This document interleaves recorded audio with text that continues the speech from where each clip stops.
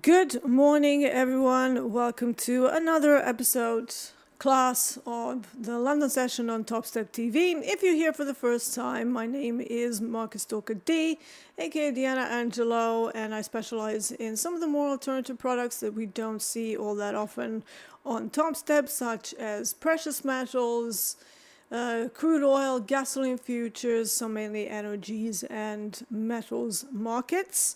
I am actually learning about lean hogs and cattle from our lovely coach Hoop last few days, and we talk a lot, and so we're basically bouncing ideas every day. For those of you who also don't know, I do trade DAX, which is not yet available on Topstep. But we're looking to bring that at some point. Just don't ask me when. I have no idea. I know as much as you do. But if you want to bring DAX to Topstep, we do have to upvote that post that I keep shoving in everybody's face, which is this one, right? So if we want DAX, which is one of the smoothest Euro-specific equity indexes out there, Bitcoin we already have. I did one trade yesterday on it, which ended up pretty much scratch. It was like a few ticks, but I don't know whether Bitcoin is going to be something to trade during London, because it seems to do most of its movement either during Asia, which is kind of bizarre for me, and then during the main trading hours. So if you're going to trade Bitcoin, maybe start with the overlap. The overlap, if you're over on this side of the pond, is the time of day from about 11 a.m. GMT and then all the way up to the New York Stock Exchange open. So for this morning, I'm going to focus on this combine that I started with my VIP team. Because I'm focusing more in my live on crude oil and RBOB, which I trade during the NYMEX hours. I don't really like trading it outside of that. So this is something that I'm going to be doing here. But yeah, why copper? It had a pretty decent pullback after that massive run that we've seen. Now, copper does tend to be pretty active around the CPI releases. So it's a product that is pretty sensitive to inflationary changes, and I typically tend to try and trade it in and around the weeks when we're going to have CPI or some kind of rate changes or something that might impact inflation as a correlating product. Now, I am seeing the value high, so let's do the levels, right? Let's start from the large time frame, weekly chart, just to see what's going on here. These are some of my high posts from the last time that I traded at. So we have a supply, massive time frame. So we're not going to be taking trades from the weekly chart, but it can provide clues as to what we want to do with it. So we can see there is a supply, but so far it is not exactly that reactive because we pushed deeper into it, right? We have some selling going on though, but really there is another more relevant supply even higher up. So as it stands right now, I have a couple of high posts to account for both sides of the story. This is something that I advise doing for everybody, having about 3 or 4 hypos that account for both longs and shorts, unless you have some mad trending day, in which case, don't try and fade that. So that's what we have on the weekly chart. Now, daily chart, if I scroll back, we are sitting right in that supply. So if we start to accept the value area from London, which is currently sitting at 62.88, there could be a nice continuation short from what we've seen overnight. But one thing about this move is that it's pretty sizable. Why do I say that? Let's drop down to a 30-minute chart. We're pretty far away from Globex Vwap, right? So that's one of the measures that I take. Like, how far are we from Vwap? Did we move away from it? Are we at Vwap? Now, why is Vwap so important? Is because it's volume weighted average move. So what it is comprised of the volume and the moving average. And as such, it can be a very decent measure of what the market participants are trying to do with it. But here's the thing. Once you move away from Vwap by about 0.6%, this is where you start to notice some more mean reversion moves. So you can find, if you can find some level that is an orientation point, like in my methodology, that's either an outer value edge or some kind of an average range, you effectively are looking at a mean reversion setup. So that can be a hypo. So there's no paralysis analysis or anything like that. You just, the way I do things, I take data points with very finely tuned statistics, and then I would just go, okay, how far away are we from Vwap at the very basic level? Over 0.4%, that's already mean reversion territory. Are we over 1%? Well, that's probably a trending day, so we shouldn't really try to go against it because there's a repricing in force. And then also, how does the Vwap look? Is it sloping? Is it really sloping, or is it flat? Two very important points, right? Once you have that, you can then start to formulate your ideas about what you should be doing. So rather than sitting down, clicking buttons like, it's down, let's go short. Well, now we're running into the value highs. So let's put those reference points on the chart so that we can visualize them better. Now, this is London-specific values, okay? This will change as we get into the main COMEX session, which is also pretty lively. Both London and COMEX are pretty important for copper because they're very active. But do note that copper closes early, so it still follows the old sort of pit closing rules. So therefore, copper is going to pretty much die out in volume around 6 p.m. my time. That is noon CT if you're over in somewhere in Chicago area.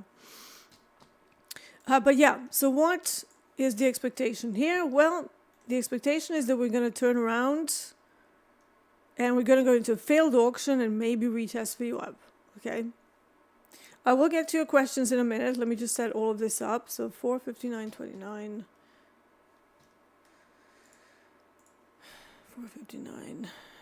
459.29 is the value low from London.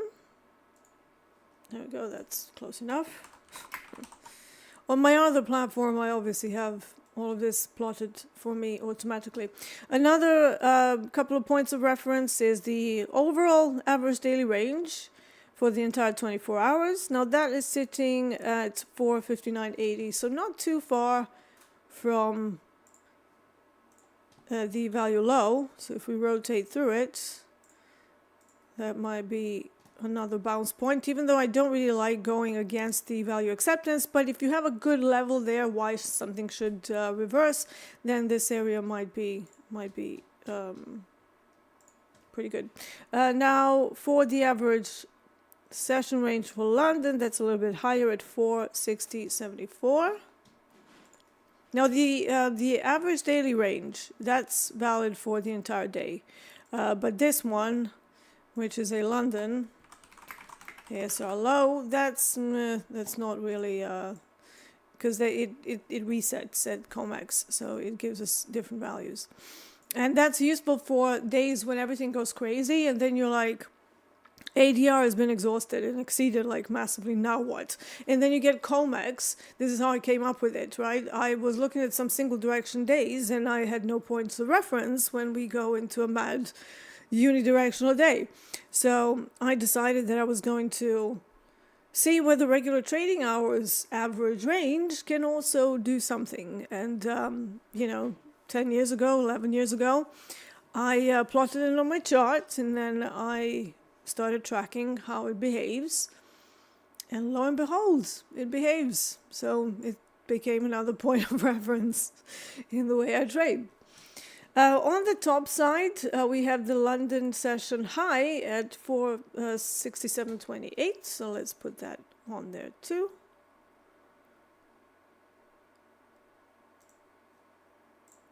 And we're going to make it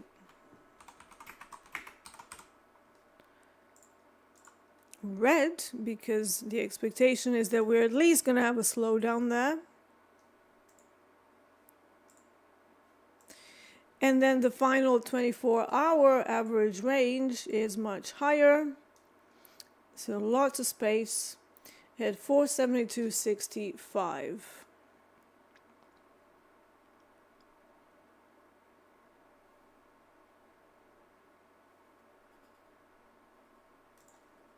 As you can see, massive amounts of space left.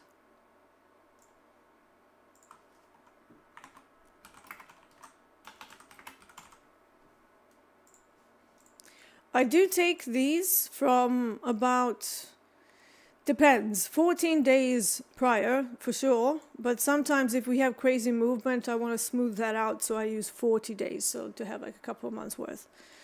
Now with some products that are rolling every month, that's not going to be very valid, so just stick to 14 days. That's as good a measure as any. All right, so those are my points. You can see that already we have some buyers stepping in, and just for an additional reference, I am going to put down the initial balances on there too. So initial balance,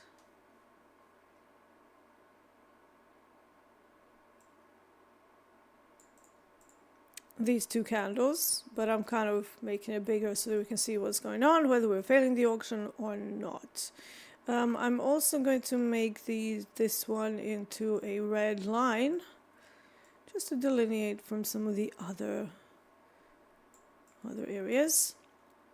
So, the initial balance right now, initial balance low, it's kind of stuck between two very important points. So we have London value high, causing some trouble, but we have initial balance low as well. So until initial balance low goes, there is no long setup. In fact, we could have the value acceptance. So two hypos.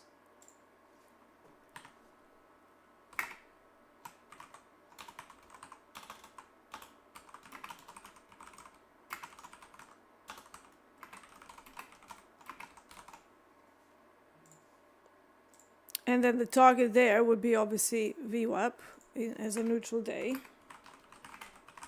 Globex Vwap. So that's one hypo. And then the second one, to go with the whole situational awareness and not freaking out if something goes the other way, and then you keep clicking longs and yet the MGI is telling you something completely different. So it's the value acceptance short and rotation through value to ADR low. So that would be my second hypo. Now there are things in between these. These are just like sort of big pegged points where you're like, okay, are we accepting initial balance? Are we accepting value? So which of the two? It's kind of like this is happening, yes. This is not happening, so no trade, right? It's that binary thinking process that needs to exist in traders. You can't just go, oh, maybe it's still long. Maybe it just dipped into value, but it's still long. Until it exits value again, in case we dip deeper into it, there's no setup. So you can't keep clicking buttons because you don't have extra data. And yet what I see people doing when they go on tilt is that they keep trying the same thing even though they have lower lows. They keep seeing the market dipping against them and they're like, no, it's going to go long again. Not today and not right now.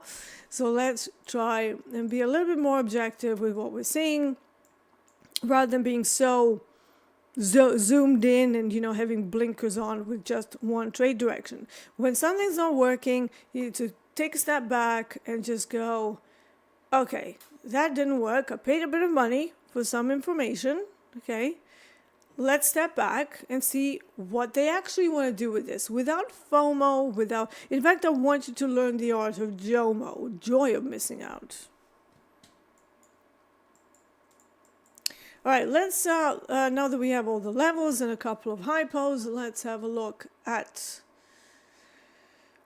some questions. Mo says, morning Dee.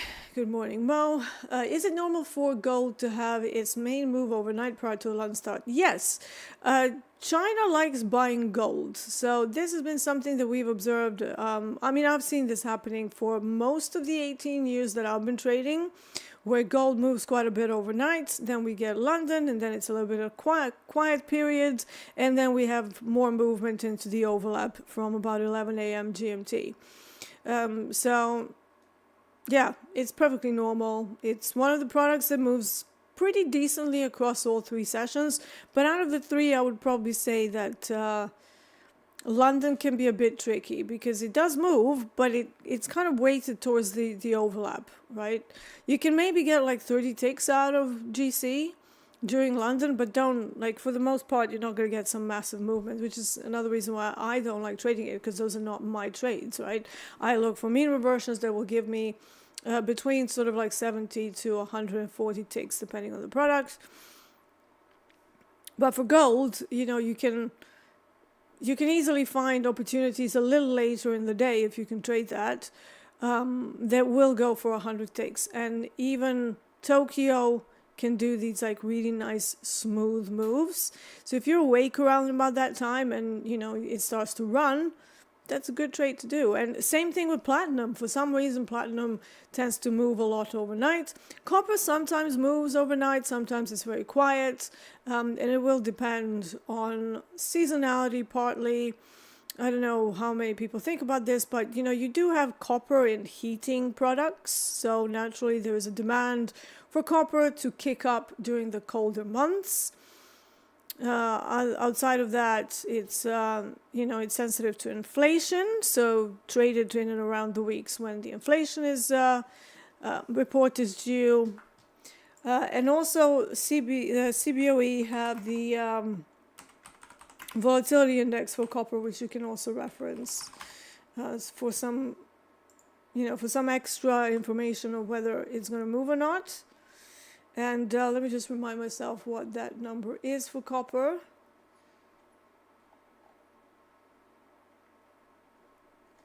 Metals. Yeah, so copper, I like it above 25. So right now we're sitting at 26.10, which is a little bit over that, which means, you know, we could probably have some good trending moves. If the volatility of copper is down, if it starts to, you know, fall sub, so this is what I'm looking at. This is the thing that I'm referencing here. So HGVL. And it's 26.10. So 25 tends to be the cutoff point. And whenever it dips to below 25, suddenly you see it just really iffy. You know, it's like very sideways. So with these alternative products, you need to have some way of figuring out what is its own cutoff point. So basically what I've done last year is to see on the months where, you know, I found the trades to be pretty easy, what was the C-vol doing, right? So what number was that? And typically every single product will have its own reference point. Platinum is about 30. Gold is actually about 15, so lower. You know, anytime it's above 15, it tends to be trending in like ranges or trading in ranges of over 200 ticks. For crude oil, it's OVX needs to be above 35 in order for it to be not like watching paint dry. Like yesterday, we kind of moved up, and today is sort of moving up as well, but it was like barely $1 again. And at times, you know, I look at the chart and it's just static. And then I would go do something else, come back, it looks static. I don't want to see that if I want to trade something, right? I want to see movement, some movement. Now, not as crazy as NASDAQ. I see somebody ask me whether I trade NASDAQ. I don't. And you will notice that people who have been trading for a very long time, we don't gravitate towards NASDAQ, especially not in the last sort of 4 years. I traded it before it went absolutely bonkers for COVID. And I even traded it right after because I found that the moves weren't as wicky, bizarrely. Now it's sort of settled in this range where it just shakes everybody out, doesn't respect levels, sort of respects options activity, sort of. But even that can be like broken by about 30 to 50 points easily, right? Now that's a problem. If you want to run trades that I run that need to last for like 2-3 hours in order to get a lot of ticks out of it, or a good risk reward with low risk, so lower risk trades, and then higher reward, Nasdaq is not the product for that. Nasdaq is your hit and run product, right? You find a small opportunity, you scalp it for, 20, 30 points, which is ticks, in like a couple of minutes, 5 minutes, you're done. Like that's the kind of thing. I don't like trading that. And the longer that you trade, the more you will start to gravitate towards less scalpy type behaviors. There's very few people who get into like their 60s and 70s and they're still like, let's be scalpers, because it's hard. It's hard, it's like you want a stress-free way to make money. And to me, I first and foremost came from a swing trading background. I didn't come from a scalpy background, even though they did, like I did go to a market making firm in the very beginning of my career, and it was a nightmare. They give you like, oh, you have to fill 1,000 contracts today. Like however you want to do it. You can trade larger, you can trade tiny. So what most people in that position, in the market making position, end up doing is to just get, very, very small trades, to not go into like any kind of terminology so that I don't scare people. But you basically just look for smaller opportunities. You grab a couple ticks here, grab a couple ticks there, and then just keep going until you fill the volume. I hated that. I absolutely hated that. And if I had to trade like that for the last sort of 13 years, I probably wouldn't be trading. I wouldn't find it nearly as enjoyable. I wouldn't find it, I wouldn't do it basically. So, I call them semi-swing setups because they're intraday swings. So I will sit and wait until the opportunity comes along, and then I will position myself and aim to stay in on a trade for a couple of hours, right? Now I am going to try a little front run of the trade on copper here. Now I had to close my bookmap because for some reason my computer is playing up today. So I can't really see exactly what they're doing on the back end. But I'm willing to maybe sacrifice some ticks on a trading idea that the value high is ultimately going to be reactive. So let's try that. 22 tick stop, and notice how far below the low that is, right? This is my style trade. So I don't do this where it's like, because you're going to get in danger of them grabbing some liquidity. The trade's still working out, but you're not in on it. And then it starts to go your way.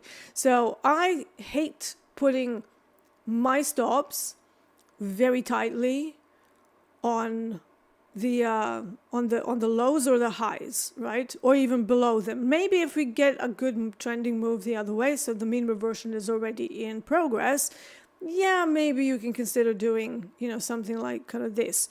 But until such time, until we get the move that we're after, we're still in danger of stops getting popped below the most recent low, because that is the reference that market makers actually love doing. It's like, what is the most recent low, or what is the most recent session high? Oh, let's take that and get some, some juice in this trade and then reverse. NQ does that a lot. Copper not so much, but I have seen them, grab liquidity and then turn around. So because of that, I like to put my stops a little bit wider and to just give the trade some room to breathe. Every time I don't do that, like I did it last week on gold, I was trying to be cute on a 17 tick stop.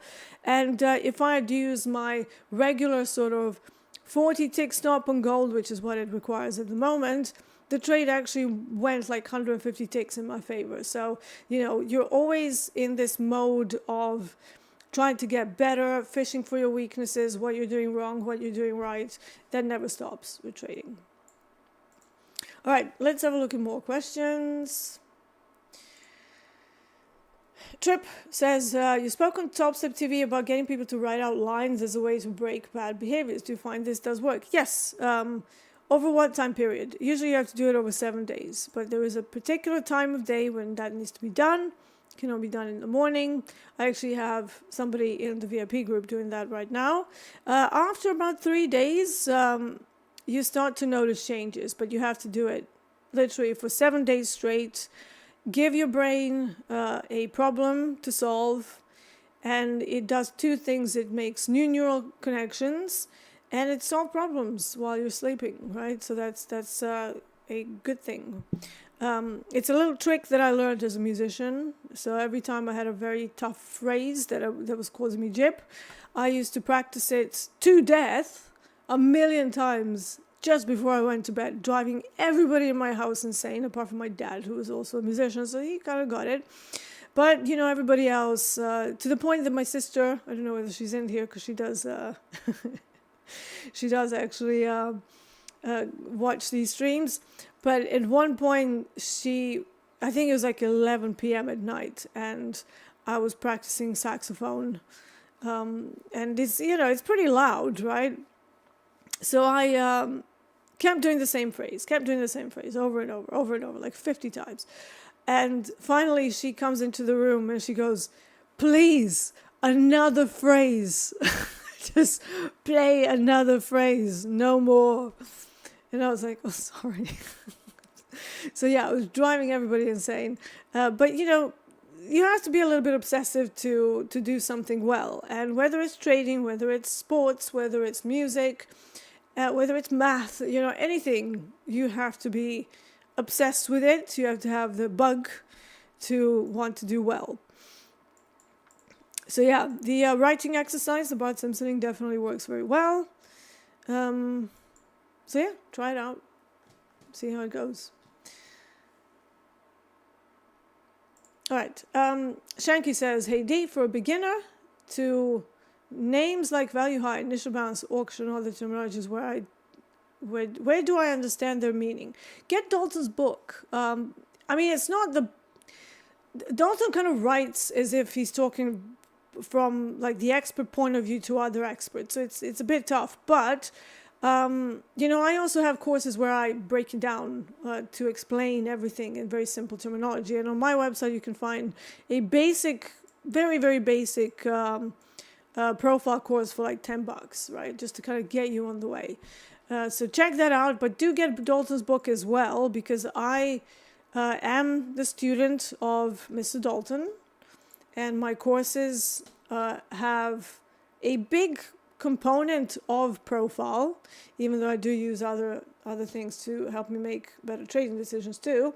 But yeah, those are your two good points. So if you want it cheap and cheerful, try my market profile course. If you want to understand it to the depth that Mr. Dalton talks about, definitely you have to get his books. Like, you have to. It's kind of like the Bible of trading and situational awareness.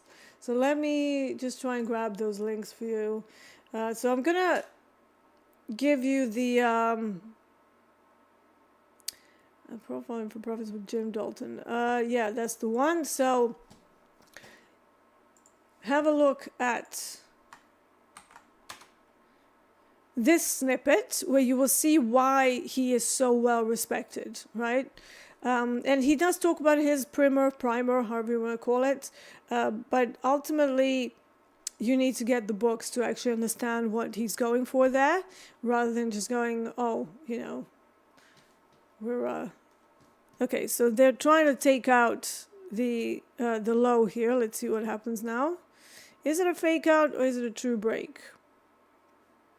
And we will only know really at the end of this next 30-minute period, if we're going to use 30-minute candles. We have a little demand over here, and unfortunately my stop is just right there, so I may have to try this again, and that's okay.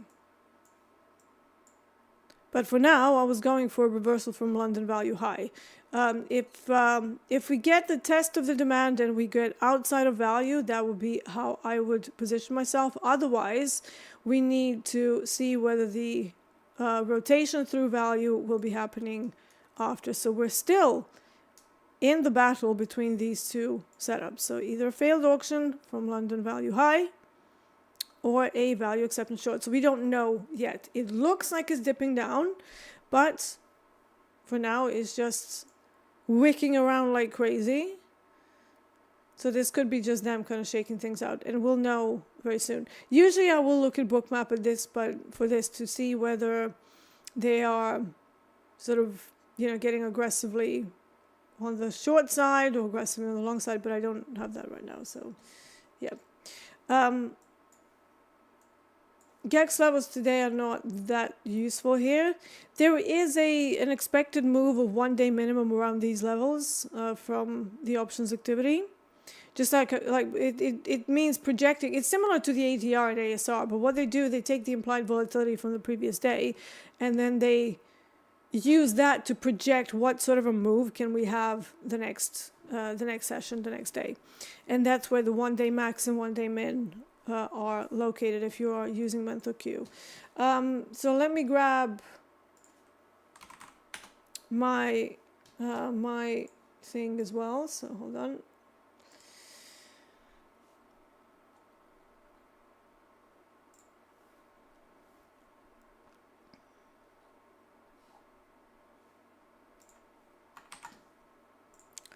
Cheap and cheerful.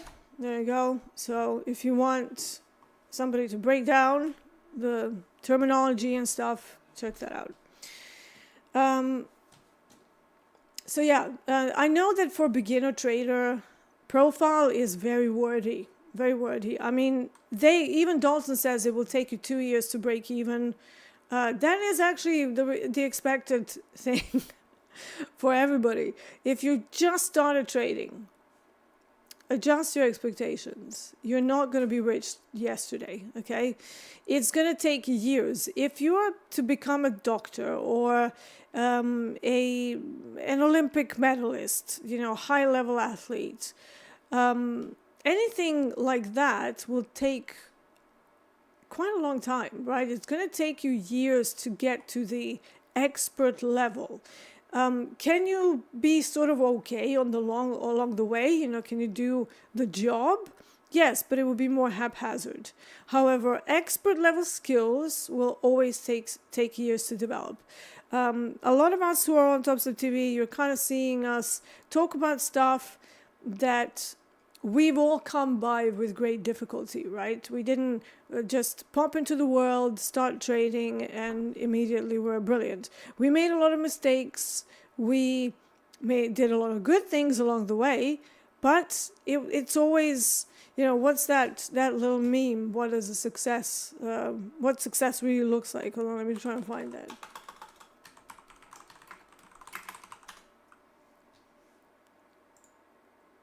So let me drag this over if I can.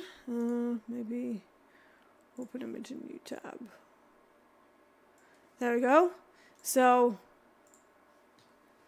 success. What people think it looks like, what it really looks like. See, this is how your trading journey is going to look like. So, yes, you're sort of going to be, you know, going in the right direction, but haphazardly so, right? So you're going to have a good day, then you're going to get yourself into drawdown, then you're going to get yourself back to flat, and then you're going to get up again, but then there's going to be more drawdowns, more mistakes, all messy, everything. Eventually, you'll sort of get up there, right? But this is what you should be aiming for, right? So there's no perfection in trading. You will make mistakes. It will be difficult. It will take time. But if you stick with it long enough, you journal, you make sure to fish for your weaknesses, you make sure to not over-dramatize your losses, you know, things like that. Eventually you will get there, you know. And even when you get there, it's still not going to be all like, oh, every day is up. Some days you will still have your Muppet moments, right? I call them Muppet moments because you malfunction and suddenly you start doing stupid things. But as a more, you know, seasoned trader, the next day you'll be able to pull it back because you'll be like, okay, that was dumb. let's go back to normality now and not do that again. And over time, you develop techniques to cope with bad trading decisions. And, you know, and in the end, you know, are you really a trader if you haven't cried in a corner? We've all been there. Money is an emotional thing for a lot of people, right? So that makes things even more difficult than some of the other skills. But just stick with it, adjust your expectations. Don't expect that you're going to suddenly, you know, become Warren Buffett overnight. And yeah, you will get there. You know, read the books, try to understand them as best as possible, but give it time, because, you know, something like profile, it just takes time. Like for me, I would say that Dalton's whole thing of, from beginning to profitability is 2 years. But if you've already, like, let's say that you're not a beginner trader, you know, for me, it was more like 9 months, because I already had a very good system when I came to be familiarized with profile. So all that it did for me, it was like put some puzzle pieces together that I was missing. And but it still took me 9 months. You know, it wasn't like, oh yeah, I started using profile. It's great. No, what happened was that I started using profile. Then I was like, I am very confused. How the hell do I read this? Where does my stop go? I don't get it. I can see what's happening, but I sort of can't find a position. Like I can explain it to you perfectly, but I can't find a way to position myself based on what I'm seeing. So over time, you know, partly the reason why Market Stalker's method exists is because I found those challenges to be something that other people are facing as well, right? So when I started putting a more systematic approach, using some additional things that I'm using, but still, you know, heavily relying on the auction process and the levels, because the levels are just amazing. You know, they are, when used properly and appropriately, market profile and volume profiles are very powerful tools, right? Now, I constantly see people in the retail community, they're like, oh, why don't we see volume profile, market profile more in profitable traders? Where are you looking? That's what I want to know. Because every prop firm, like, are you looking online? Because that's not the right thing. That's like a retail cesspit of a whole bunch of suspect characters, right? I've worked in prop firms, and in prop firms, every single trader that I saw used profile to some degree. Now, how deep down the rabbit hole they went, that's another reason altogether, another thing altogether. But everybody in that world had the use of profile. Why? Because it's such a good lens into situational awareness, right? Into what is actually happening in front of you and how you can take advantage of that. We see Nick for a tick. He uses volume profile and initial balance and opening range. You know, where is he? He's one of the top traders here. So where are you looking when you're making such silly statements of, oh, why unprofitable? You're looking online, aren't you? You're looking at YouTube. You're looking at Wall Street bets. Those are retail traders. You know, that's not the professional world at all. So it's a very, very different outlook from what I was introduced to many moons ago to this Gen Z thing happening on YouTube, where everybody and anybody can easily go into trading and call themselves, you know, a trader. Rant over, I promise. But yeah, profile is actually went off on one there. Yeah, profile is actually a very, very good good tool for figuring out what the market generated information is actually doing right in front of you. Testanik says, how often is there a reversal of a trend from one session to another? Very frequently. Very, very frequently. Typically what tends to happen is that you have one session going one way, and then the initial balance starts for the next session, so it's a bit messy. And then once the initial balance stops, they reverse it.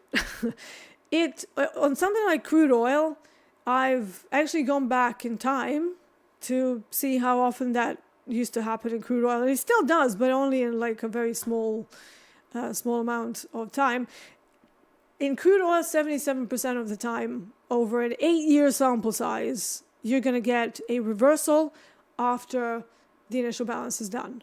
So whatever London is done, you look at it, and then you wait for the initial balance to finish, and then you fish for the reversal. So you don't just go, oh, it's going to reverse now, click. You have to have an idea of what should happen, and then to look for evidence of that happening. That will vastly increase your potential for not doing stupid trades, but actually waiting for price action to tell you, yes, we're rolling over. Yes, we are gluing ourselves away from the low and going into the, the first standard deviation zone after spending some time in the second standard deviation zone, and maybe finally getting on the way to a mean reversion.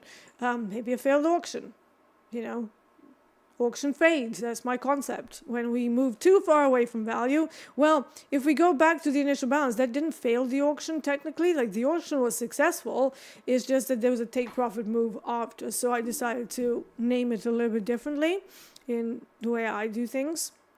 So, I am very different from Dalton. It's not like, I hold the highest respect for him, but I'm not Dalton, right?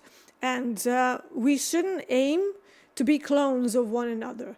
You don't want to be like, oh yeah, I like these big trades, now I'm going to turn into D. You probably have something that's already partially working for you. And yes, there could be improvements, but don't throw out the baby with the water, right? You need to take what you've learned already. And something like profile is very malleable to any system, right? You can anchor it, add it to anything. Let's say that you're a Vwap trader. You can easily add that into your profile decisions, right?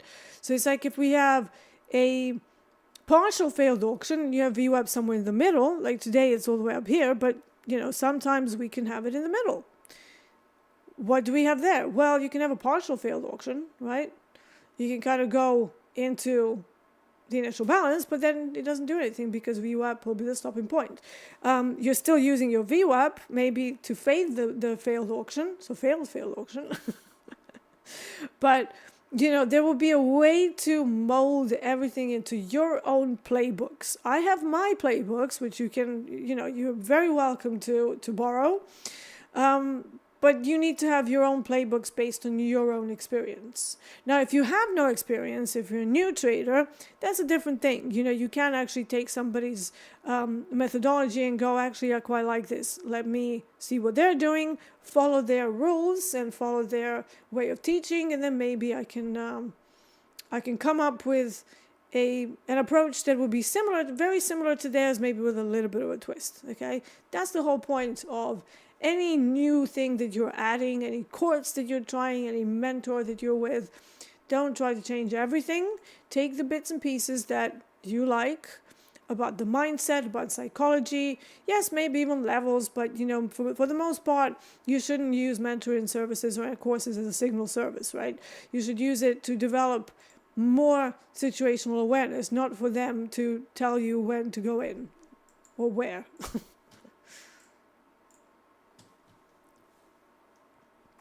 All right, let's have a look at more questions. How are we doing for time? Okay, T3 metrics. Hey Dee, what is the GEX level service? A mentor queue, like mentor, but mentor queue. So it's a bit of a strange spelling, and I think it's because Fabio is Italian, so maybe that's how you spell mentor. I don't know. So it's not menthol. It's mentor Q. So yeah. Funny though. Menthol Q, the most minty GEX service around.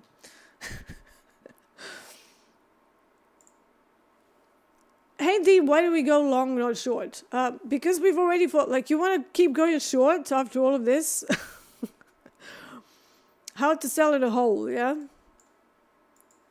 Is that going to be your next thing? I mean, look, it could go down, but the likelihood of this kind of keeps bleeding down without any sort of a reversal, at this point, when I have 3 different things telling me that this could be the end, and 3 things are London value, reversal, I have mental Q levels telling me that the projected move for HGH, human growth hormone, aka copper, for this particular month is.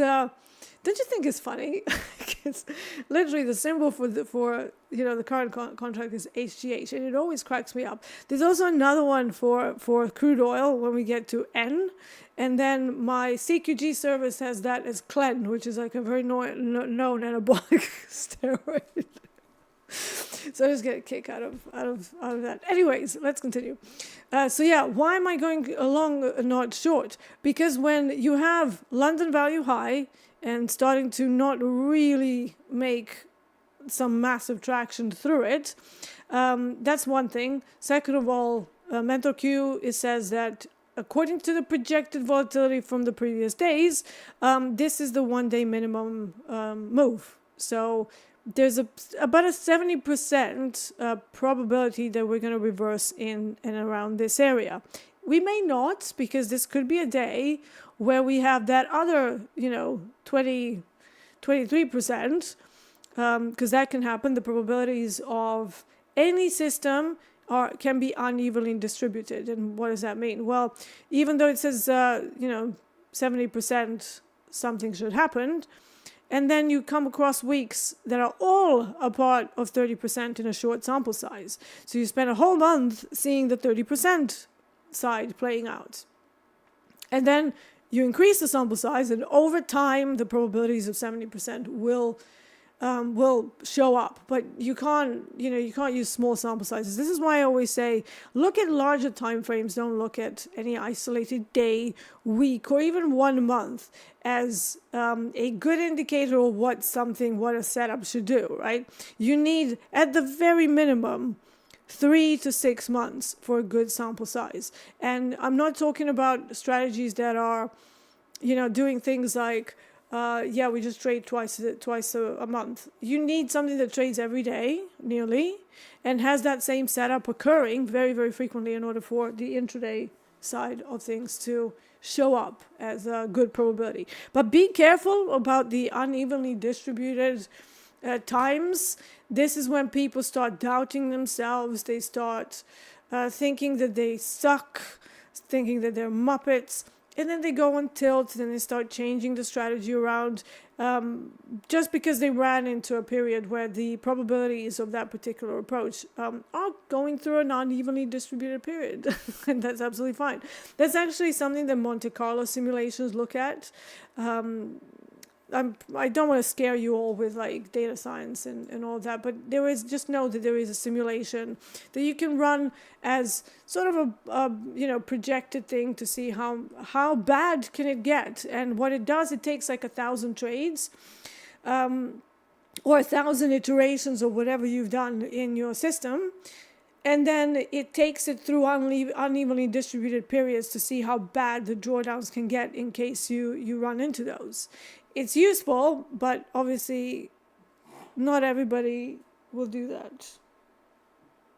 My cavalier is waking up, and you okay? You okay? Yeah, I think he had a bad dream or something. Funny. Yeah, so hopefully that helps. How do you know that the market is going against you? You get stopped out. Isn't that a bit obvious? So if the market is just bleeding against you and you try once, then you try again, and you try again. At that point, you need to ask yourself, okay, so I tried 3 directions or the same direction 3 times, didn't work. But here's another thing. If we're in a range-bound day and you start doing the following, you go long, you get smacked on the face. You then go short, you get smacked in the face. You go long again, you get smacked on the face again. That's probably a problem with range-bound day and your choice of trade location. So it's literally 9 times out of 10, if you flipped the direction and you did not manage to get in on anything, it's a range-bound day. So stop, breathe, step away, zoom out of the 30-second chart, and see whether there is a range. Find the range and then wait for extremes to kind of readjust, reset, and and keep going, right? But again, range bound days take a lot of patience. They take a lot of waiting, because you have to wait for the right setup, you have to wait for the right area. Getting involved in the middle of the range bound day is terrible, because it's going to make you feel like the market is going against you. So something to think about there. But if the market is just going against you and you have no concept of the levels or anything, I don't even know how you would trade like that. I've always had a concept of systematic trading, right? So having a level, like in the first 5 years of my career, it was a supply and demand. So you would look at the daily chart, entirely different style of trading, but I still use the supply and demand to this day in a way. So you would look at where your demand is, what the overall trend is, and what the extreme of that move would be. So here that would be this area. You would put in a limit order there for a long, stop loss the other side of this, and leave it alone. And then you would aim for like 4 to 5 R back the other way over the course of a few days, or sometimes even a few weeks. Very different style of trading. Small position sizes relative to the size of the account with big stops. So you still need to have, the account that can absorb the kind of stop losses required for swing trading. But yeah, that was a different way to do things. How do you know that the market is going against you? You keep getting stopped out, and then you need to stop, pause, and reassess. If you're getting stopped out due to tiny stop losses, that's another problem altogether. This is why we can't apply like blanket statements to every single trader, because everyone has different problems. Somebody will have an issue where they're constantly using tiny stops. So they're generally right on direction, but they're never in long enough on the move to actually take advantage of that direction. So I always say, and I've actually had somebody who was DMing me like, I think it was a few months back, and they're like, I'm always right on direction, but I'm never in. So I said, well, here's an idea, just a weird idea. Increase your stop, right? Lower your size, increase your stop. Guess what? They saw an almost immediate improvement in their skills, because actually the trader has great trading locations, right? The trade locations they were picking were actually spot on. But, if you're using like a 4-tick stop on NQ or something, that's never going to be a good thing, right? Because you're just going to get stopped out, and you think you're like, oh, I'm a shit trader. No, you're just not using the appropriate stops. And for most people, that's what they will have a problem with. There will be something, like 1 or 2 things that they're not doing right, and then you correct that, and suddenly you get a monstrously good trader. Okay? Most of us are very capable. We stare at this crap all day, every day. Right? You get a lot of experience, but sometimes you need somebody from like an objective point of view to have a look at your trading and go, what are you doing? Just change this one thing and you'll be fine. Other people take profits too quickly. So maybe their stops are okay, but they just cannot stay in on trades long enough. So they take it from like 10 ticks. This is where data can help you, right? If you track what happens after your trade was closed, when you did your grasshopper and click and you're out to get your 5 ticks, have a look at your MFE. So start tracking that outside of the trade life. This is why I prefer Edgewonk for some of the more advanced trade analytics, because you can actually track that as a separate measure. So you would effectively go, all right, I'm going to have a look at what happens after I trade and how far the market actually goes in my favor, even if I'm not in on that. So that can be a form of maximum favorable excursion measure, where you measure that, right? And you're like, okay, well, I only took 10 ticks out of this, but 6 times out of 10 10 trades that I've done, it actually goes to 50 and 60 ticks. So why don't I increase that, leave it alone, go do something else, try and try and just not overmanage your position.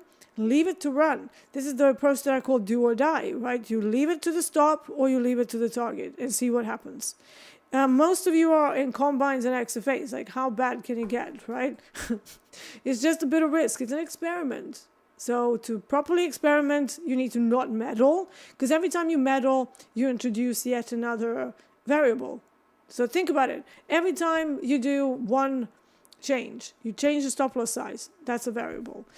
So we got stopped out of that. Okay. So now we have new information, right? This is continuing down, but I don't like this now where it is currently. I would need some sort of a pullback. So maybe more dip through this demand. So there's a couple of things that I don't like here. The fact that we're running into this demand, right? So I would still be leaning long because we had some trouble here. Also, I have some levels, like I said, from multiple systems that tell me this is still the right area. So if we cannot break this and if we actually reverse, and I'm going to use a 15-minute chart for that.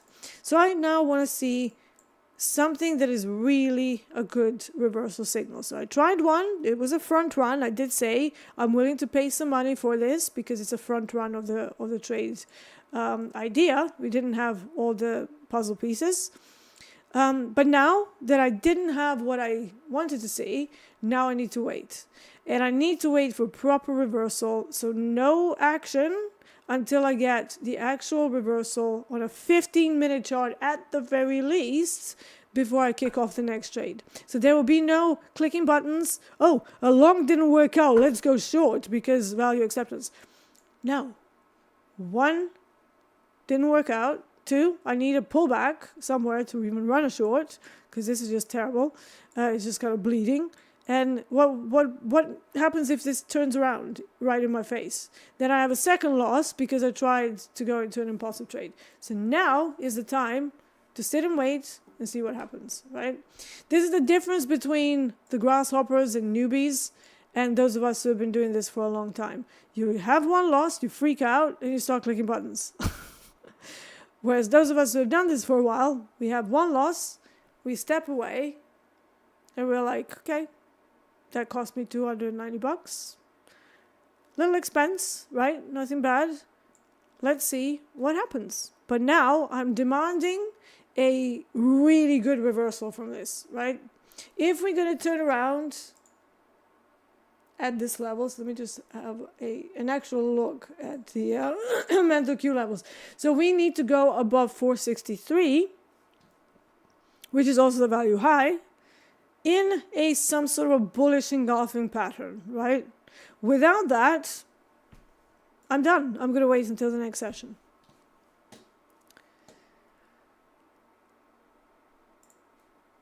Okay. Mo, how do I recognize a pullback from a bearish action? For example, gold from last night, is this a pullback or bears in control? Let's have a look at gold while I wait for the next signal to show up.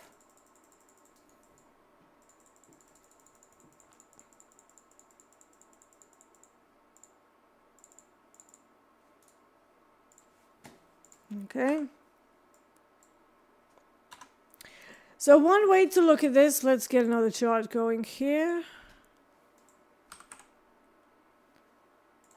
The way I like to look at it, okay, so not everybody is going to be looking at this the same way, but I like to look at the most significant swing lows and whether we're breaking through them. So here's a 30-minute chart. So when I analyze this, I would say this is just a pullback. This is not a trend change. I would say that this is a demand of reference. If we go below that, then I would consider this a trend change. Until such time that the most recent swing low is in control still and still giving us support, I think this is just a pullback. I mean, gold has been monstrous, but I can't figure it out, man. It's just like, it's really wicky and spiky and, all of these, like, look at the way these things are just spiking around like crazy. Oh, obviously this was a release, but still, it's like spiky, spiky, spiky, spiky, and then whoosh, in your face. and then again, spiky. I don't know how people can trade gold. It used to be smoother than this. And maybe if you use like slightly bigger stops, I would say, you know, in order for me to trade this successfully, I would probably need a 60 tick stop. And that's not, you know, it's not trivial. So a little bit too hot on some of these prop accounts for most people, I would say. So micros, yeah, maybe micros. But, you know, I am on a live account, so trading micros gets expensive. All right, so just tracking what's going on with this copper. I mean, they're not really going into the little demand here. Let's see if we can close the next 15 minutes bullish. And then if yes, that's another long. So yeah, gold, I would say it's a pullback. How do we get the market profile chart? Is it available in Topstep? No, don't. Don't go there. Me and Hogue and you know, a few others, we have been begging for the market profile to come in. You have volume profile, visible range is as close as you can get. But obviously, for those of us who use market profile, we have to go elsewhere.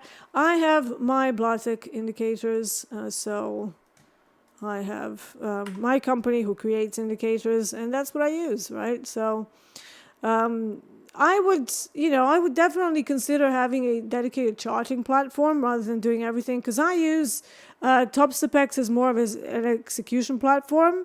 So I have my sort of timing tools on there, like the ribbon from the 9 EMAs. I have the DMI, I have some volume profile on there, but I don't use it for my main charting things. And I've always done that. I've always had a separate charting software and then also a separate execution platform, right? I remain on CQG AMP Futures MetaTrader 5. So these are real futures. It is from the infamous MetaTrader platform, but it's number 5. So it's not 4, it's 5. And it's CQG data on the back end, which is arguably some of the most reliable data in the industry. So, you know, I never have problems with it. There's never any inconsistencies. So yeah, I like my data to be pretty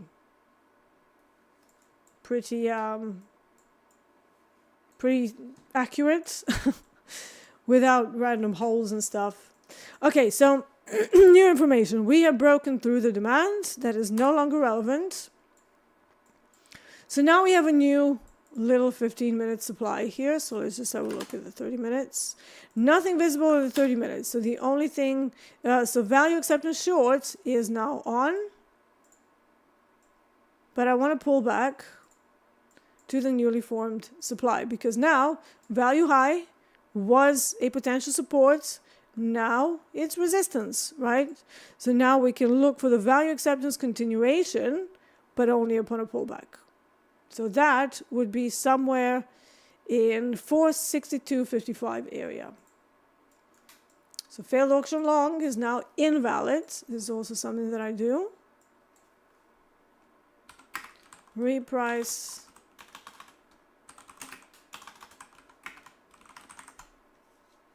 Invalid.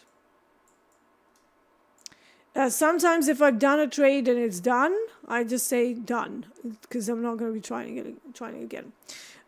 So yeah, pull back, then we might be able to get in on this move.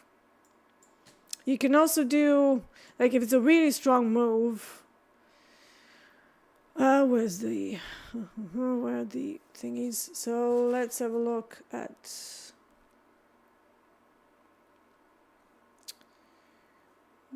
just looking for, okay, fib tools, there we go. We can now look at something like this as a potential, that's not what I wanted.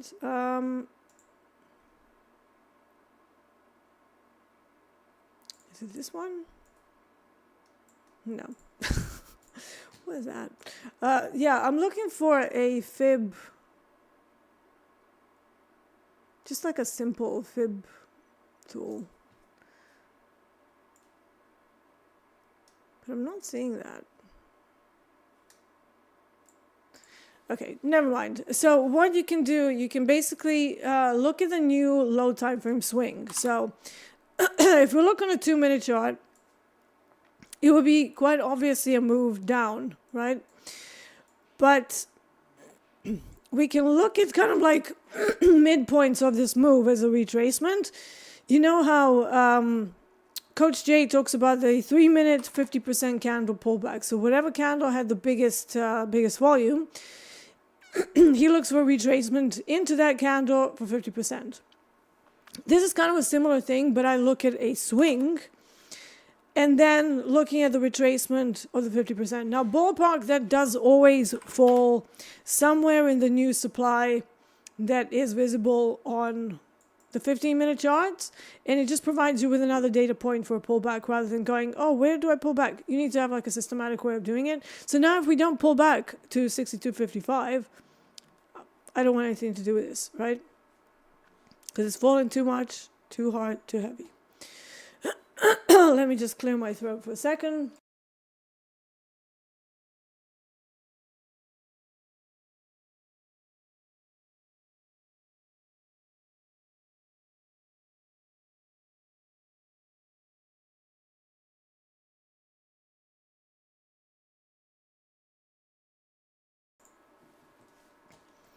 All right.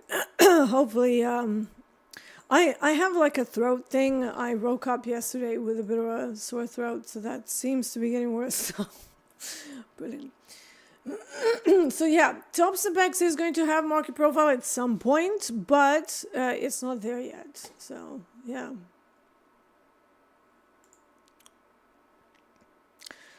Dee, can you post the title of the book you were talking about? If it's the market profile books, it's any book by Jim Dalton. He's got 3 of them. One of them is Markets in Profile, which is the one that we used to code our indicators, the ones that I was just showing you here. So yeah, all of the code that we use, we literally went through the Dalton's book and went, how does he do it? Let's do that. Rather than looking at some of the other platforms and going, oh, that'll do. Because we actually discovered through that process that a lot of the other platforms are not calculating something like the value area properly. They calculate it in like a bit of a weird way. So yeah, it's definitely the Bible of market profile. So yeah. Matthew says, hey Deeyana, I honestly started trading about 4 months ago and will take my second $5,000 payout with Topstep. I hear so many experienced traders how it takes years to become pro. Yeah, you can have pockets of profitability, Matthew. So yes, it is definitely a case of luck, a case of trending markets. You know, you have very, very strong trends in equities now. So even if you have like a partially okay system, that momentum and that strength of trend is going to make you think that you're the wizard and then this is easy. But the reality of what is going on there is that you ran into a pocket of trending markets, right? Once the markets take changes and once you've been doing this for a long time, you're going to run into the days when they're not so great. And this is where the real experience starts happening. Time takes over, market state changes, suddenly everything sucks. Do you really think that NQ was this crazy for the last 40 years? No. When I started trading in, so I went into prop in 2013. And, you know, I've been trading since 2007, but didn't go into like professional trading waters until much later. So they put me on an equities desk and I was looking at ES and NQ. NQ was moving, I think it was like barely 60 ticks a day, whilst ES was moving 12 ticks a day. Ticks. There's 4 handles, right? So what you're seeing now is something that started happening in and around COVID. So COVID brought this explosion of the massive influx of retail traders. Let's put it that way. Anyone and everyone was a trader, right? So suddenly you had people who are doing my windows and they're like, oh yeah, you know, I trade. And I was like, what do you trade? Crypto. Yeah. And then some of them migrated into futures, right? What that meant is that suddenly you have a whole bunch of volume coming in from random people, not people in the industry and stuff. So when you have millions of retail traders suddenly getting involved in the markets, that's going to aid liquidity, right? To a degree. But the problem is that also brought extra uncertainty into the markets in a way, because you have a bunch of random strategies that are all thrown in the same pot.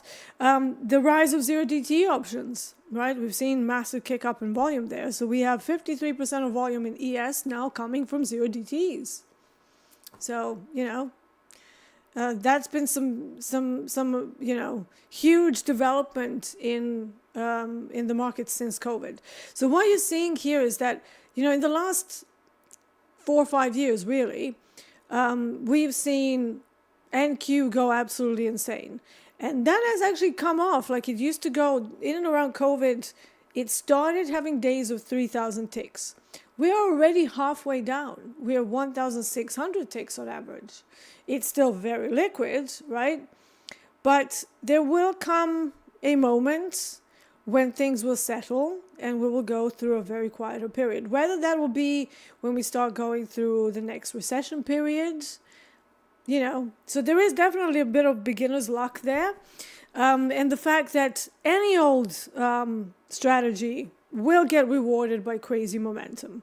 If you're halfway ballpark right, and like I see some NQ traders, they're really suspect trades, right? Going straight into supplies. But because it's a bull market, supplies end up breaking down, right? So they're like, oh yeah, I'm the wizard. I went long at the highs and it worked. So then they learn that that's something that they should be doing, right? Longing the tops and stuff of session highs. Why? Because it worked for them. But there will come a time when things settle down, or we maybe have a pullback that's lasting more than, 3.5 seconds. When people get scared, when the institutions stop pulling money out, and, there is somebody who is talking about the bubble in the whole AI thing and, in the tech sector. Is it a bubble? We don't know. We won't know until we do, right? It was the same as the dot-com bubble back in the 90s when everybody was saying, how high can this go? Like, this is just like ridiculous. And then it went much higher than anybody predicted. And those managers who were telling people, don't buy into Apple, it's too high. And then it went like 500% higher. I can assure you they're not employed anymore. But there was a period where we had the recession. So you probably weren't, I don't know how old you are, and it doesn't really matter, but I will tell you that in 2008, when it was basically a year into me starting trading, and I was a new trader, I had no idea what I was doing. But basically, we had the credit crunch. I'm sure you've heard of it. The credit crunch, right? So credit crunch was a time when in the space of like 3 months, the equities wiped out 10 years of gains because it went into a bit of a semi-apocalypse mode. And it was because of the Niger, subprime mortgages crisis. So a part of the system broke down, causing years of recession.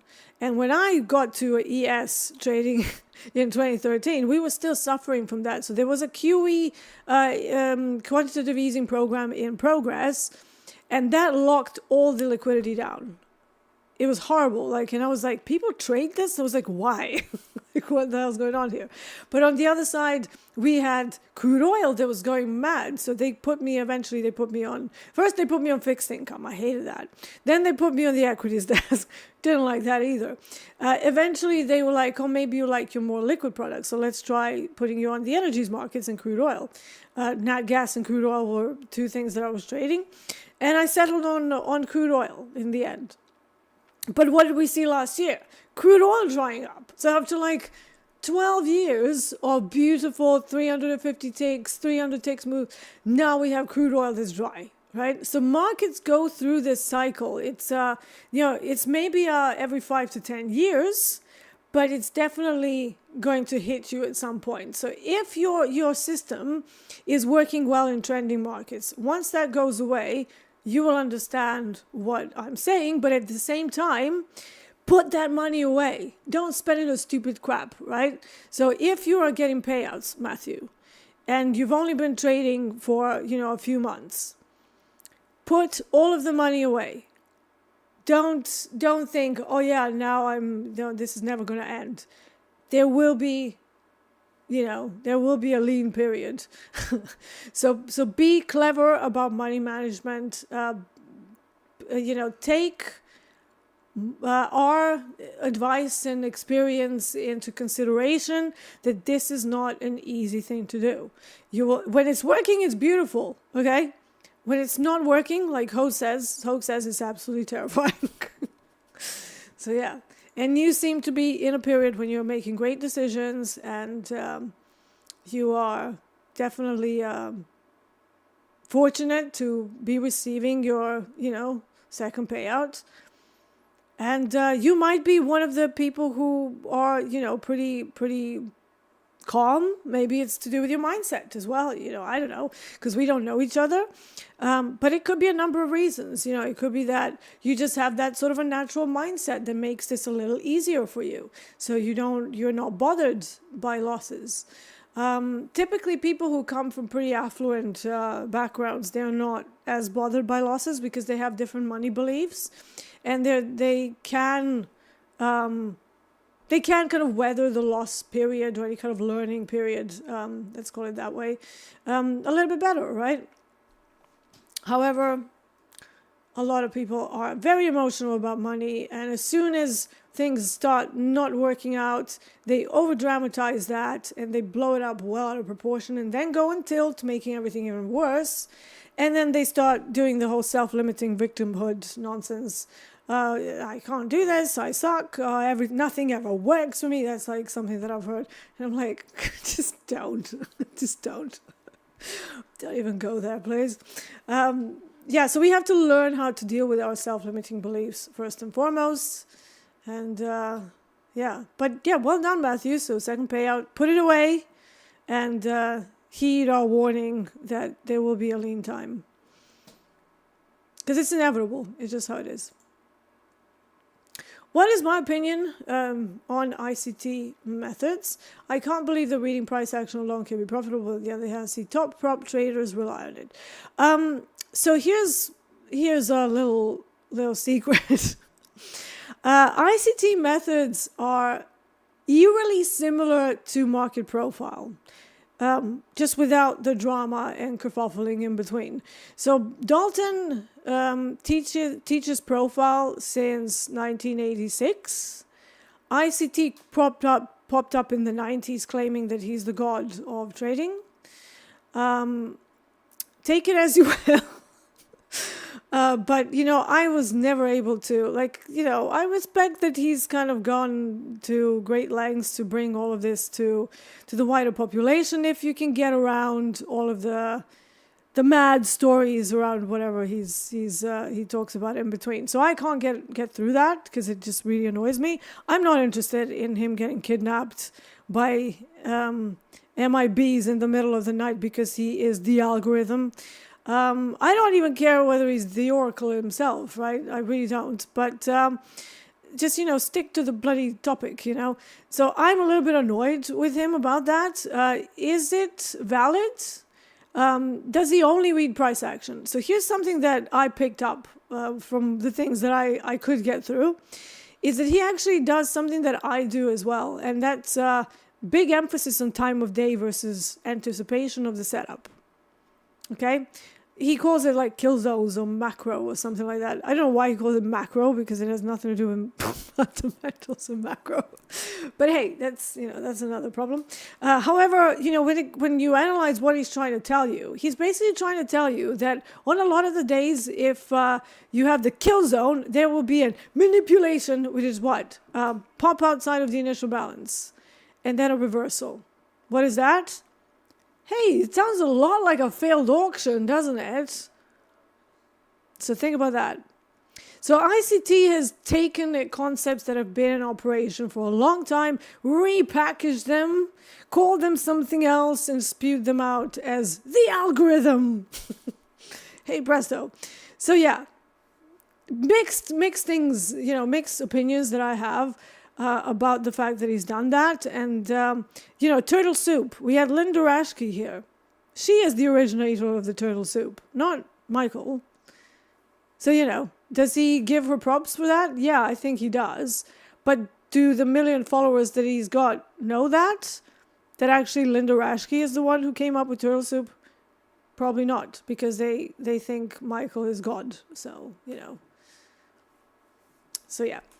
If you can pick it apart, and if you can, the only thing that I'm not in favor of is that he throws out so many things at people. It's not a cohesive methodology. It's not like, oh, it's an ICT method. No, it's a whole bunch of random setups that you need to work on, see which one works. So he will basically just tell you, hey, this is what happens when this happens at this time of day. And you need to look at, single prints, FVGs, whatever you want to call it.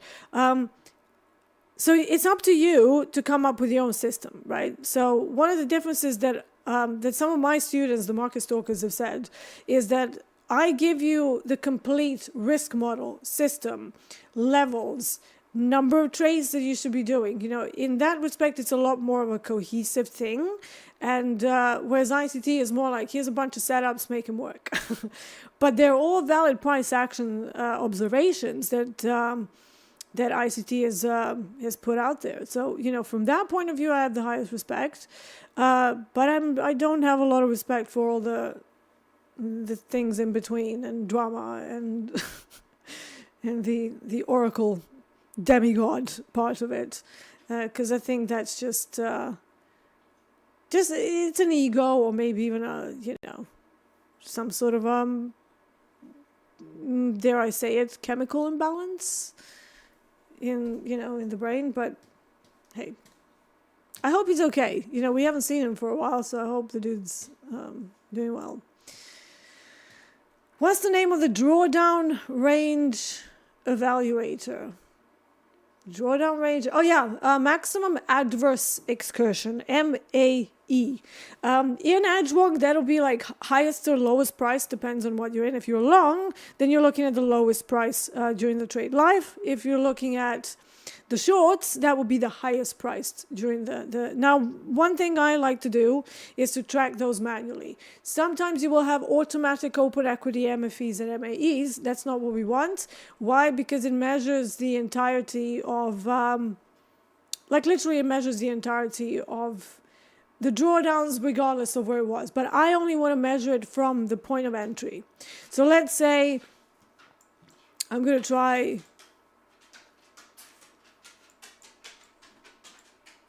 What is this line? So I've just noticed there's a line here, and I want to see why. So hold on. Let me just see, why do I have that line on there? What is it? It is a random line, but let me just do something with this line. So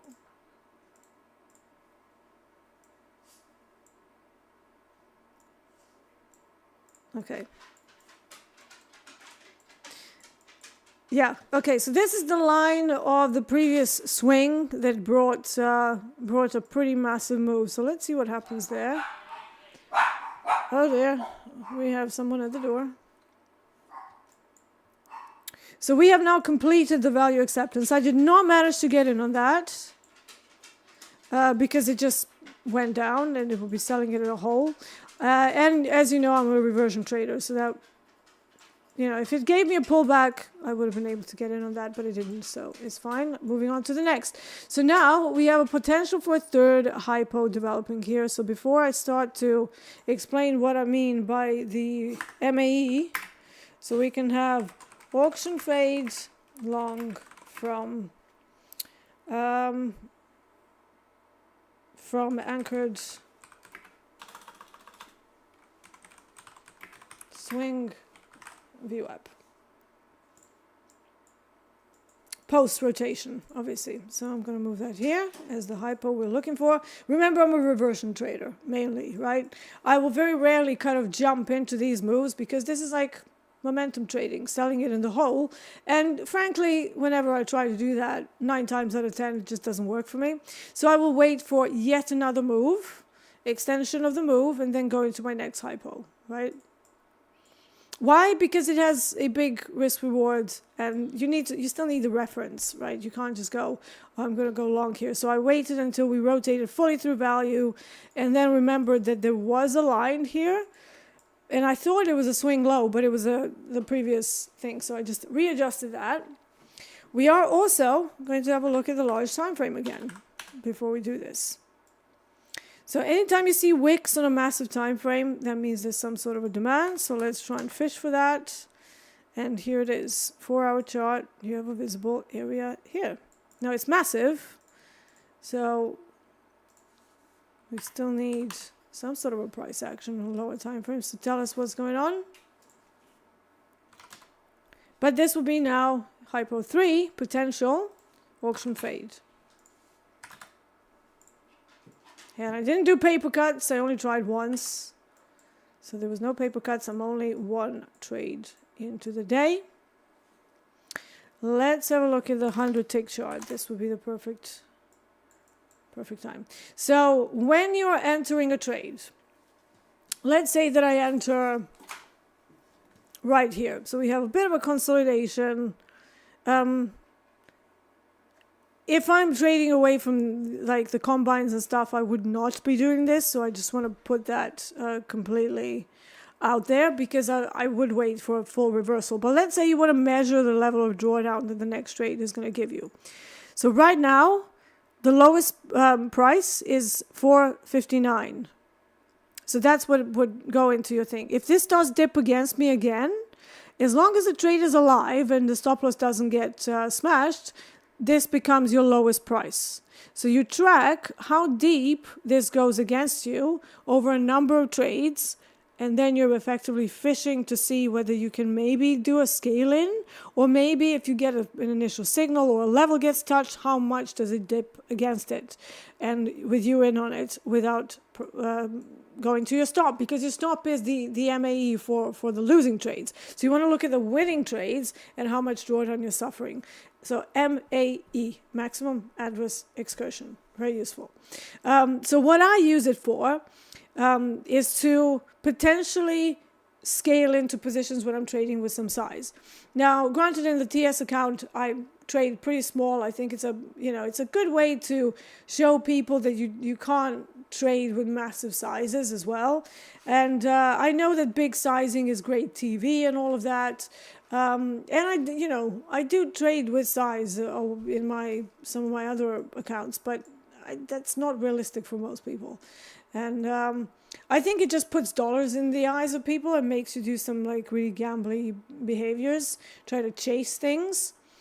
So now, let's go back to the MAE. So now, my MAE for the current situation here would be, so I'm just going to increase this to 64 ticks here. So now my MAE for this particular trade, if it survives, so, no guarantees here, but it would be 458.80. So if you get a move away from here, that still remains your lowest price for this particular trade. So if you keep doing this and you keep tracking this, over time, over like 30 trades, you will have a pretty decent idea of how much the position actually dips against you. And you can actually use it to scale in. So rather than just going with one, you can now put, for the future trade, you can, so what is that? That is 10. So let's say there's about 6 ticks, right? Now, I know that for my positions, because I take them from bigger time frames, on this particular, on copper, my MAE is about 15. And then on something like crude oil, the RBOB is a bit bigger. It's because it's bigger stops as well. But crude oil, my MAE for crude oil is 22 whenever I was using 35 tick stops, okay? So I would use the 22 drawdown to actually scale in and then get a smaller stop for a bigger position, and I would run that for a greater risk reward. So rather than shooting for the massive risk reward outside of the range, I would still shoot for the same 30% of the average range target, but with a bit of scale in data, you know, and that's worked really well for me. So so if you're going to scale in, that would be the way to do things my way, the D way. I see many people scaling in and out willy-nilly without any reference to data, and I don't think that that's a great thing for most people, because it causes you to just size up like a lunatic and increase position sizing by like 100%. So yeah, so hopefully MAE can help you. That's the idea, right? Copper is hitting ASR low. Are you considering a reversal trade? Yeah. So I'm trying that, but again, if I was not explaining the MAE, if I was in my live, I wouldn't be entering this again. I would be waiting for this to actually move outside of my ribbon or into some kind of a 15-minute time frame reversal before I executed it. But I wanted to show this on an actual live trade, right? I mean, combine trade, but you know, actually clicking a button, seeing the reference points, and then explaining what you're tracking. All right. How do you get your position marker to display ticks, not dollars, when you're in a trade? Let me close this, because this was just a nonsense explanation. You go to, let me remember, charts and data, chart value display, type, and then change it to ticks. Because I hate seeing absolutely despise seeing the dollar values, because I trade different size accounts and I want all my trades to look the same. Now, that's not going to be the case if in one thing I'm trading, I don't know, one thing I'm trading, you know, 40 lots, and then another thing I'm trading micros, then I might have a combine that I'm just starting where I'm trading one mini. It's like, you know, how is that going to be a good thing for me? So I basically aim to just put it all in ticks, and I just put it, again, let's try that. So you have ticks. Every single trade is going to look the same. It's going to be 22 ticks, stop loss on copper. Now, usually I actually go a little bit more for the mean reversions, and I want to grab a little bit more, especially because we have a bigger move now. So if the reversion starts happening, then the reversion is going to have more juice in it as well. But yeah, so now I have ticks. So every trade, doesn't matter what position size I'm in, if it's a micro, it's still going to be 5 ticks. If it's a 40 lot, it's still going to be 5 ticks. So it's all the same to me. I would urge you to move away from the monetary values as well, because they do weird things to our brains. In ticks or points, it's all the same, right? Here we go. Overlap, time of day when my copper trades usually show up.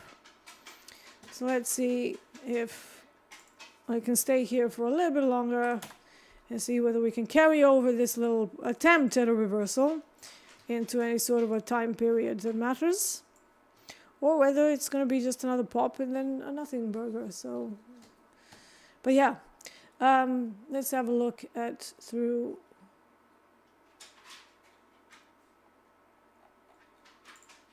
some questions, but I think that's it. Did I miss any? Yeah, so I missed a couple of questions. Let's go back. How does the VIX differ from the CME vol tools? It doesn't differ at all. It is actually the same thing. So VIX tracks equity volatility. So that's the difference, right? You have the equity indices volatility. And the CVol indices track the copper, gold. You know, even DAX has its own VIX, right? DAX is IV1X or something like that. But, you know, all of the products that we have, they will have some version of a volatility index that you can reference in order to make sure that you have enough day trading conditions, right? All right, so I'm going to let this run on my combine, but I am going to go and try to find my DAX trade for the day because I haven't done that yet, and it is the time of day when I start looking. That is it for today. I think how many it takes for a stop loss and then take profit. That will depend on your system. So my system calls for one measure, and that's based around the formula that is specific to every product. So I can't tell you, yeah, definitely use 22 ticks across the board, because it's not the same. Like if you're trading NQ, that's going to be completely different to copper. It's going to be completely different to RBOB, gasoline futures. It's going to be different to JC. And then what are you looking for? Are you looking for D-style trades? You're looking for mean reversions? That'll be one size stop. Are we talking about the neutral fades on a range-bound day? That'll be another size stop. So it's not something that I can just tell you. It's like, oh yeah, 22 ticks and 70 ticks profit. It will be different. You know, this is where the situational awareness has to come into consideration. So it's not, if it was that easy, you know, oh my God, it would be so amazing, right? Sadly, it's not that easy. But if it helps you on copper, yes, I do use between 22 and 26 ticks for my stop loss. And then I use between 55 to 70 ticks as my take profit zone. Everything's a zone. So it's not just 70 ticks, do or die. No. Once we get up into, if we get up there, if this is a true mean reversion, if we get up into this area, I will be looking for price action to show me the way. And then if we start to slow down, I will take it off, because at that point, this is already a positive risk reward and a statistically viable risk reward that went over 1.3 R. Anything over 1.3 R, I will take it. But yeah, for now, it's not that committed. Oh yeah, we don't have the 10-minute time frame over here. 15 minutes. Is not going to tell me much because it's such a big candle the prior period that we will need another 15 minutes after that to show us any kind of a reversal. So that's not very useful. So we stay on a 5-minute chart or even a 100 tick to make sure that this ribbon doesn't again dip down. But at this point, if you're looking for a bigger trade, there is no over management. You just have to accept the risk. Maybe if it starts really dipping down here and then not bouncing back, you can kill it a bit early. But I'm not actually in favor of over managing your trades at all, because more often than not, it's going to hurt you by not getting the big risk rewards in the end. But yeah, I look for very specific setups. And like I said, I have a long-term accuracy of only 43%. However, my risk reward floats from 1.7 up to 2.3 R, and we're talking years of sample size. So we're not talking 1 week, 2 days, a month, you know, we're talking years. So with that in mind, yeah, I will lose, you know, 57%, even 60% of my trades. But the ones that I do get, they are 2 and 3 Rs. So take that as you will. Right, we're going to finish it for today. How do you get PDLL to show up at the top of the page? You need to go full screen, but you also need to set the PDLL. If you don't have the PDLL, then nothing's going to show up, right? And yeah, because, you know, you're not going to have it. And it has to be set at least on liquidate. Otherwise, it's just like an arbitrary measure. So if I go there and I say do nothing and then save, you can see that it's going to remove it. So it has to do something, right? So if I say liquidate, at the very least, to basically tell me that I'm getting close to that tight risk limit for this new combine, then it's going to show up, right? So set the PDLL, set it at least to liquidate, and if you want it to block you because you can't keep your fingers off the trigger, then set to liquidate and block, and then it's going to behave just like the old daily loss limit. You reach this number and you're done for the day. And it's going to reset and open up the following day. All right, guys, that is it. Thanks so much for being here. I'm going to let this combine trade run because it is a mean reversion trade, but obviously if it starts to dip massively below here, I'm going to take it off. It's been great hanging with you. And As always, you're going to see me again tomorrow for another edition of the London session on TopstepTV. Let's see what copper does, and let's see what Powell says today, because I do believe he is speaking later. So be careful. That's 3 p.m. GMT. Do not trade directly into it. It might get a little bit bouncy. In the meantime, have a good day. This has been the London session on TopstepTV. I will see you tomorrow. Take care.